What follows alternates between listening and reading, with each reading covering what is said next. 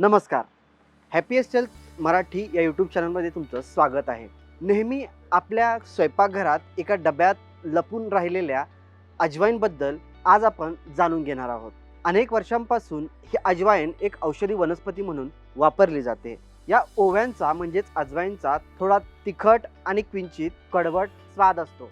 हे आपल्याला वात आणि पित्त हे संतुलित ठेवण्यासाठी वापरले जाते. म्हणूनच थंडीच्या दिवसांमध्ये अजवाईन म्हणजेच ओवा जास्त प्रमाणात औषधी वनस्पती म्हणून किंवा औषधी गोष्ट म्हणून वापरली जाते. चला तर मग जाणून घेऊया ओव्याची पोषक मूल्ये.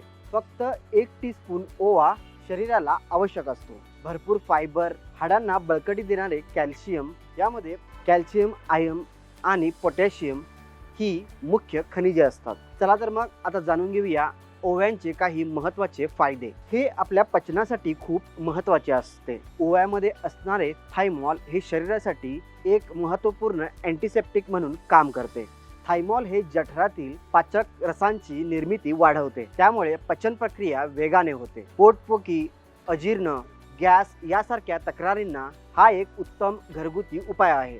नंबर 2, श्वासाच्या तक्रारींवर उपाय म्हणून हे काम करते. हिवाळ्यामध्ये सर्दी किंवा खोकला झाल्यास ओव्याचा खूप प्रमाणात वापर केला जातो आणि ही एक औषधी वनस्पती म्हणून वापरली जाते. यातील असलेले ब्रॉन्कोडायलेटर हे आपल्या श्वसनासाठी खूप उपयोगी ठरते.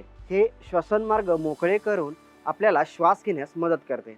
दीर्घकाळाचा खोकला, घसा बसणे किंवा दमा यासारखे आजार देखील ओवा खाल्ल्याने कमी होतात. ओव्याची उकळत्या पाण्यातून श्वास घेणे देखील खूप महत्त्वाचे आहे. नंबर 3, वेदना व दाह कमी करते. ओव्याचे अँटी इन्फ्लामेटरी आणि अनाल्जेरिक हे गुणधर्म सांध्याचे किंवा पायांचे दुखण्यावर खूप उपयोगी ठरतात. गरम करून वापरलेल्या सांधेदुखीचे तेल आपल्याला गुडघेदुखी किंवा सांधेदुखीवर खूप उपयोगी ठरते. नंबर 4 म्हणजे दातांसाठी देखील खूप उपयोगी ठरते.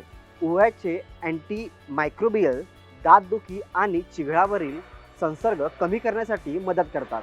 नंबर 5, स्ट्रेस आणि तणाव कमी करण्यासाठी ओव्यांचा खूप उपयोग होतो.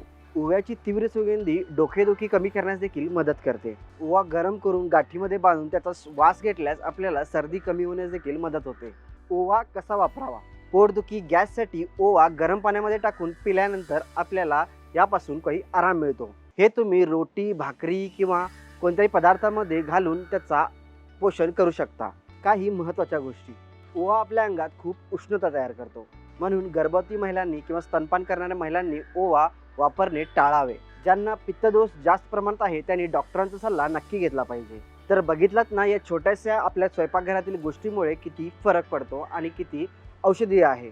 असेच माहितीपूर्ण नवीन व्हिडिओ पाहण्यासाठी आमच्या हॅपीएस्ट हेल्थ मराठी यूट्यूब चॅनलला नक्की सबस्क्राईब करा. धन्यवाद.